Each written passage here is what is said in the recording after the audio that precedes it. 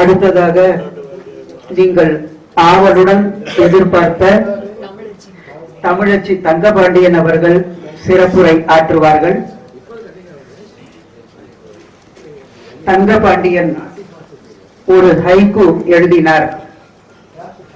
தங்கபாண்டியன் ஒரு ஹைக்கூ எழுதினார். அது வளர்ந்து இன்று காவியமானது. அந்த காவியம்தான் இன்று தமிழச்சி.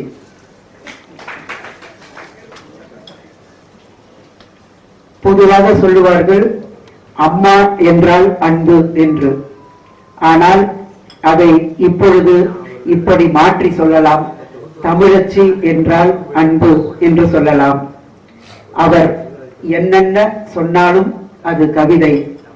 மயிலிறகு மனசு கொண்ட எஞ்சோட்டு பெண் தமிழச்சி இப்பொழுது உரையாற்றுவார்கள்.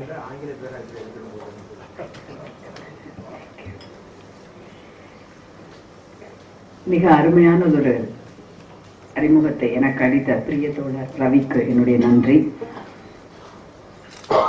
பொதுவாக காலதாமதமாக வரும்பொழுது ஏற்படுகின்ற அந்த மனச்சிக்கலிலும் அவஸ்தையிலும் நீங்கள் எதனை பேச வேண்டும் என்று யோசித்து வைத்திருக்கின்ற சில விஷயங்கள் மறந்து விடுகின்ற அபாயம் உண்டு.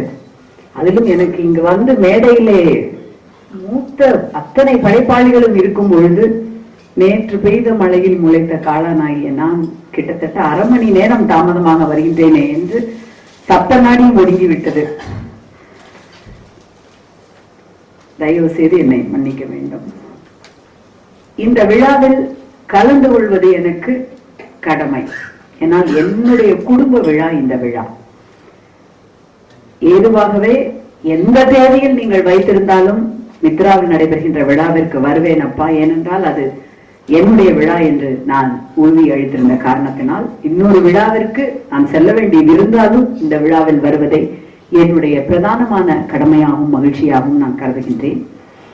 தமிழ் வாழ்த்தை பாடி சென்றிருக்கின்ற கலைமாமணி TKS கலைவாணன் அவர்களுக்கும் கவிஞரும் தோழியுமான வரவேற்புரை நல்கிய ஈழவாணி அவர்களுக்கும் என் மீது எப்பொழுதும் அன்பு கொண்டு மிக குறிப்பாக என்னுடைய ஆய்வு நூலை பற்றி மிக பெருமையோடு பார்க்கின்றவர்களிடத்திலெல்லாம் பகிர்ந்து கொள்கின்ற நான் மிகவும் மதிக்கின்ற தந்தையினுடைய இனிய நண்பர் தலைமை தாங்கிய ஐயா அவ்வை அவர்களுக்கும்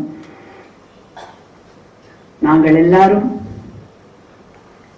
படித்து வியந்து இன்றைக்கும் செல்கின்ற இடங்களிலெல்லாம் சொல்கின்ற அந்த பால்வீதி, வேலிக்கு வெளியே தலையை நீட்டியதால் கிளைகளை வெட்டிய தோட்டக்காரனே மண்ணுக்குள் நடுவும் என் வேர்களை என்ன செய்வதாக உத்தேசம். படித்து 25 வருடங்களுக்கு மேலாகிவிட்டது. ஆனாலும் அந்த பால்வீதியிலே இருந்துதான் நாங்கள் அனைவரும் அதை சுற்றித்தான் இன்றைக்கும் என்றைக்கும் இருப்போம். மதிப்பிற்குரிய ஐயா கவிக்கோ அவர்களே, நூலை பெற்றுக்கொண்ட உரிமையோடு என்னிடத்திலே கவிதைகளை வாங்கி அமுதசுரபிலே எப்போதும் பிரசிக்கின்ற நான் மிக மதிக்கின்ற இலக்கியம் குறித்த எந்த விதமான சின்ன சந்தேகத்திற்கும் விரல் நுனியிலே அதற்கான விடைகளை வைத்திருக்கின்ற நண்பர் திருப்பூர் கிருஷ்ணன் அவர்களுக்கும் தமிழ் திரைப்பட உலகை அந்த புகைப்படத்திற்கான ஒளியை அதற்கான ஒளிக்கு ஒரு நிறம் ஒன்று என்று நிரூபித்த கலைஞர், மிகப்பெரிய அபூர்வமான ரசனையான மனசுக்கு சொந்தக்காரர் அப்பா பாலமகேந்திரா அவர்களே, எங்களுடைய பிரியத்திற்குரிய கலைமாமணி ஐயா VKT பாலன் அவர்களே, ஆய்வுரை வழங்க அவங்க யாரும் வரல. இந்த விழாவினுடைய கதாநாயகன் டாக்டர் ஆனந்த ராமநாதன். அதை விட எனக்கு அவருடைய புனை பெயர் தான் மிக பிடித்தமானதாக இருந்தது. ஆணி என்கின்ற அந்த பெயரை நான் மிக ரசித்தேன். சிலருக்கு தெரியலாம் அது ஒரு பிற்போக்கான அல்லது மிக ஒரு பழைய ஒரு புனை பெயரா இருக்கிறது என்று எனக்கு தோணலாம். ஆனால் இன்றைய தலைமுறைக்கும் அதிலே மிகப்பெரிய செறிவார்ந்த ஒரு பண் இருக்கின்றது. It's very well pun intended word. அவருக்கும் அம்மா இஷா அம்மாவிற்கும் மித்ரா குடும்பத்தினருக்கும் என்னை நெஞ்சோட்டு பெண்ணாக இந்த தமிழ் கூறும் இலக்கிய உலகிற்கு அறிமுகப்படுத்திய அப்பா எஸ்போவிற்கும் இங்கே வந்திருக்கின்ற பிரியத்திற்கு உரிய நெஞ்சங்களுக்கும் படைப்பாளிகளுக்கும் என்னுடைய வணக்கம். பொதுவாக கவிதை நூல் குறித்து பேசுவது என்றால் விரிவான தயாரிப்புகளோடு நான் வருவது வழக்கம். இந்த நூல் குறித்து வாழ்த்துதல் மட்டுமே எனக்கு தகுதியாக இருக்கும் என்று நான் நினைத்தேன். ஏனென்றால் மரபு பாடல்களிலே, மரபு வழியான கவிதையிலே அவ்வளவாக பாண்டித்தியம் இல்லாத பெண்ணா, மரபு மீது மிகுந்த மதிப்பும், மரபின் அச்சிலேதான் புதுமையின் சக்கரம் சுழல்கிறது என்னும் T.S. Eliotன் அந்த வாக்கியத்தில் முழுமையான நம்பிக்கையும் இருந்தாலும், மரபினை மிகப்பெரிய கொட்டுகின்ற அருவியாக விழுகின்ற, அதனை எட்டி நின்று அதன் திவலைகள் பட்டு சுகப்படுகின்ற ஒரு சிறு பெண்ணா. ஆகவே சந்தனயமும் வெண்பாச்சுவையும் கூடிய இந்த கவிதை புத்தகத்தை படித்த பொழுது சில கவிதைகளில் நான் என்னுடைய உள்ளத்தை பறிகொடுத்தேன். ஒன்று ரெண்டு அதிலே அது மனதை தொடுகின்ற என்று சொல்ல முடியாது. ஏனென்றால் ஒரு அவலத்தை, மிக பெரும் மாபெரும் அழிவை எத்தனைதான் நீங்கள் கவிதைகளிலே படைத்தாலும், அந்த கவிதை அல்லது கட்டுரை அல்லது புனைவு என்ற ஒரு இலக்கிய வடிவத்திலே அதை பார்த்தாலும், இதுவரை நாம் அதற்காக ஒரு தீமையும் செய்யவில்லை, மௌன சாட்சியாக பார்த்து கொண்டிருந்தோம் என்கின்ற குற்ற உணர்வோடு அதனை நீங்கள் முழுவதுமாக ரசிக்க முடியவில்லை. இதிலே செல் என்றொரு கவிதை இருக்கின்றது. I think it's about the Schelling. உன்னை போல எத்தனையோ எத்தனையோ கண்டவர்கள் நாங்கள். நீ ஏற்படுத்திய அழிவுகளுக்காக அழுது கொண்டிருக்கவில்லை நாங்கள். ஆனால் சிதறிய உன் துண்டுகளிலே இருந்ததே ஒரு தயாரிப்பு அடையாளம். அதுதான் மனதிற்கு கஷ்டமா இருக்கிறது. நொறுங்கியது நீ மட்டுமல்ல, எமது நம்பிக்கைகள், எதிர்பார்ப்புகள், வேர்கள், விழுதுகள் எல்லாமே தான். எய்தவன் இருக்க அம்பை நோவானேன் என்பதுதான் இந்த கவிதையினுடைய உட்பொருள்.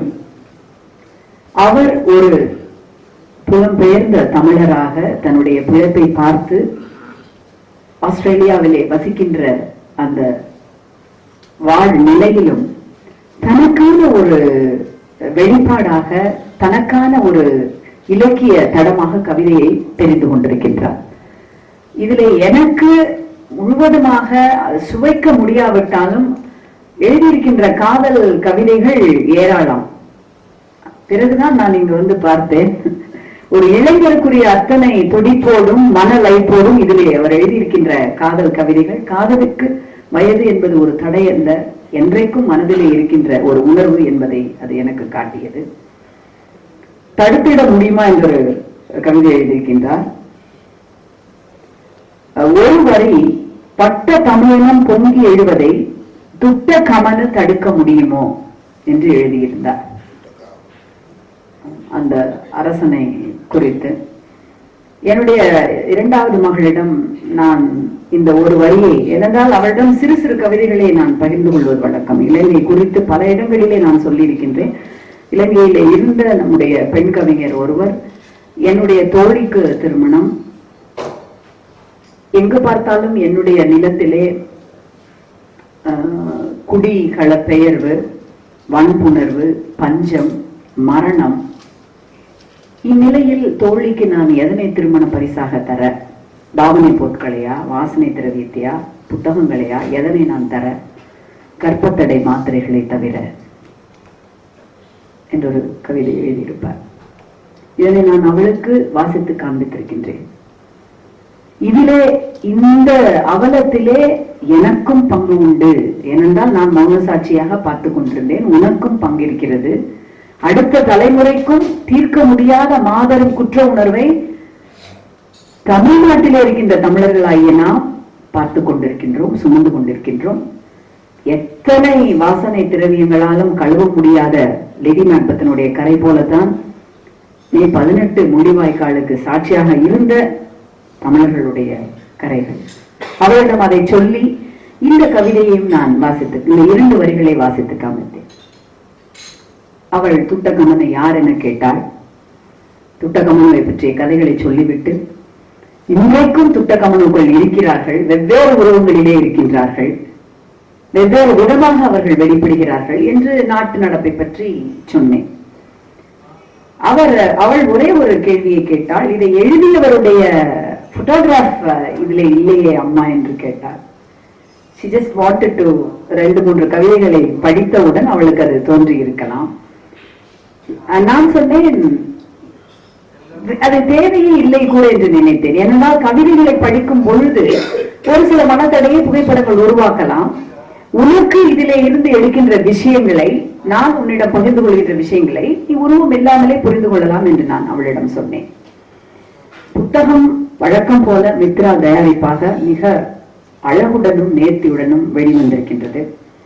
இந்த மித்ராவிற்கான மஸ்காட் என்று சொல்வார்கள் அல்லவா, இதற்கு பின்னால் இருக்கின்ற கதை உங்கள் அனைவருக்கும் தெரியும். ஆண்மை என்கின்ற அந்த ஒரு சிறுகதையின் பால் ஈர்க்கப்பட்டுதான் நான் ஐயாவை முதலில் சந்தித்தேன். ஆண்மை என்பதற்கான விளக்கத்தை அவர் எனக்கு கொடுத்து கிட்டத்தட்ட 2002 என்று நான் நினைக்கின்றேன். தன் மகன் அர்ச்சுனனோடு தனக்கு முதலில் கிடைத்த அந்த ஆண்மை என்ற அந்த பதத்திற்கான விளக்கம், அதற்கு பிற்பாடு அவருடைய வாழ்க்கை முழுவதும் ஒரு இனத்திற்காகவும் தமிழுக்காகவும் அவர் ஒரு வேள்வி போல வாழ்கின்ற அந்த வரலாறு, இத்தனையும் தெரிய வந்த எனக்கு எஸ்போ ஒரு மிகப்பெரிய சகாப்தம், மிகப்பெரிய வரலாறு. அவருடைய வரலாற்றில் வாழ்தல் என்கின்ற அந்த நூல் மட்டும் ஆங்கிலத்தில் வருமானால் அது இன்றைக்கு உலகளாவியில் சென்று சேர்கின்ற இடமே வேறு. அதை விடுத்து ஒரு மிகப்பெரிய ஆலமரம் கீழே எந்த விதமான சிறு விதைகளையும் வளர விடாது என்று சொல்வதற்கு மாறாக எங்களை போல பல விருதுகளை அவர் உருவாக்கினார். ஒரு கவிதை தொகுப்பு போடுவது என்பதிலே என்னுடைய திட்டத்திலே கிடையாது. எழுதிய கவிதைகளை காட்டிய பொழுது இவைகள் கவிதைகள் தான், அதிலும் மூக்க மண்மணத்தோடு வந்திருக்கின்ற வியர்வை மனம் கமழ்கின்ற ஒன்று, கண்டிப்பாக இவற்றை பிரசுரிக்க வேண்டும் என்று சொல்லி என்னை கைதூக்கி விட்டவர். 2004 தமிழ் இலக்கியம் 2004 என்கின்ற ஒரு நிகழ்வை நான் அவரோடு சேர்ந்து நடத்திய பொழுதுதான் எனக்கு புலம்பெயர்ந்த படைப்பாளிகள், அவர்களுடைய இயங்கு தளங்கள், அவர்கள் professionally they might be involved in various fields in their life, ஆனால் இலக்கியம் என்கின்ற ஒன்று, குறிப்பாக தமிழ் என்கின்ற ஒன்று சிதறி கிடக்கின்ற ஈழத்து தமிழர்களை எப்படி ஒரு தொப்புள் கொடியாக சேர்க்கின்றது, ஏன் திரும்ப திரும்ப அவர்கள் தமிழையே வருகிறார்கள், தமிழுக்கே வருகிறார்கள் என்கின்ற கேள்வியை எனக்குள் எழுப்பியது. அதுதான் என்னுடைய ஆய்விற்கான தொடக்க ஆரம்ப புள்ளி. நாங்கள் அவ்வளவாக முக்கியம் என கருதாத தாய்மொழியை, நாங்கள் தாய்மொழியில் பேசுவதையே அவமானம் என்று கருதுகின்ற ஒரு நிலையிலே இருக்கின்ற இந்த தமிழ்நாட்டிலே ஏன் நீங்கள் மட்டும் திரும்ப திரும்ப உங்களுடைய தாய்மொழியை கொண்டு திரிகிறீர்கள், கொஞ்சுகிறீர்கள், உயிரென கொண்டாடுகிறீர்கள், உங்கள் படைப்புகளிலே எங்கெங்கும் அதனை எடுத்துச் செல்கிறீர்கள் என்ற அந்த தொடக்க புள்ளியிலே தான் நான் ஆஸ்திரேலியாவிலும் கனடாவிலும் இருக்கின்ற தமிழ் படைப்பாளிகள், அவர்களுடைய பாடுகள், அவற்றை எப்படி அவர்கள் தங்களுடைய இலக்கியத்திலே பதிந்திருக்கிறார்கள் என்கின்ற என்னுடைய ஆய்வு அந்த தேடலிலே தொடங்கினேன். நண்பர்களே, தோழிகளே, ஒரு கவிதை நூல் குறித்து புத்தாண்டு அன்று பேசுவது என்பதும் கவிதை வெளியீட்டிலே கலந்து கொள்வது என்பதும் ஒரு எங்களுக்கு சமூகங்களிலே நம்பிக்கை இல்லை, இருந்தாலும் மிக ஒரு நல்லதொரு தொடக்கமாக தெரிகின்றது. I was sharing that with அப்பா. இப்படியாகப்பட்ட ஒரு மாலை எத்தனை போக்குவரத்து இடைஞ்சல்களை மீறி, சிறு அவஸ்தைகளை மீறி வந்தாலும் மனதிற்கு பிடித்த ஒரு விஷயத்தை பகிர்ந்து கொள்ளுகின்ற, பேசுகின்ற மாலை, அதிலும் மிக மூத்த முன்னோடிகளோடு அமர்ந்திருக்கின்ற இந்த வேளை மிக முக்கியமானது. நம்பிக்கைகள் நலிந்திருக்கின்ற ஒரு நூற்றாண்டிலே நாம் வாழ்வதாக நான் நினைக்கின்றேன். எத்தனை பேசினாலும் எத்தனை எழுதினாலும் சமயங்களில் மனது உறுத்துத்தான் போய்விடுகின்றது. எதை பற்றி கொண்டு, எதை பிடித்துக் கொண்டு நாம் வாழ முடியும் என்கின்ற சலிப்பு வருகின்றது. அவற்றையெல்லாம் மாற்றி இப்படிப்பட்ட மாலைகள் இருக்கும் வரை வாழ்தல் இனிதுதான், இன்னும் கொஞ்சம் நம்பிக்கையை வைத்துக்கொள் என்று எனக்கு சொல்கின்ற விழாவாக, மாலையாக இது அமைந்திருக்கின்றது. ஒரு மகளாக அவருடைய அத்தனை வெளியீடுகளிலும் என்னை எப்பொழுதும் இணைத்துக் கொள்கின்ற அப்பாவிற்கு என் நன்றி. என்னுடைய இந்த வெளிப்பாடுகளை முழுவதுமாக புத்தகத்திற்கான ஒரு ரசனை விமர்சனமாக ஆசிரியர் எடுத்துக்கொள்ள வேண்டியதில்லை. எனக்கு அதில் அவ்வளவாக பரிச்சயம் இல்லாததால் எனக்கு பிடித்த விஷயங்களை மட்டுமே நான் தொட்டு காட்டினேன். ஐயா கவிக்கோ அவர்கள் அதில் இருக்கின்ற சுவையையும் செழுமையையும் உங்களிடத்திலே பகிர்ந்து கொண்டிருக்கின்றார். எப்பொழுது எந்த சமயத்திலேயும் கவிதை பற்றி பேசுவது இனிதுதான். 950களிலே பிரிட்டனிலே ஒரு வாசகம் மிக பிரபலம். நான் ஒரு மிகப்பெரிய கலைஞன் கிடையாது, ஆனால் நான் எதை ரசிக்கிறேன் எதை மதிக்கிறேன் என்பது எனக்கு தெரியும் என்பது அப்பொழுது மிக பிரபலமான வாசகன். நான் ஒரு மிகப்பெரிய படைப்பாளி கிடையாது அல்லது கவிதை எழுதுபவள் கிடையாது. ஆனாலும் என்னுடைய ரசனை மிகுந்த மனதிற்குரிய சில கவிதைகளை இங்கு பகிர்ந்து கொண்டேன். நன்றி, வணக்கம்.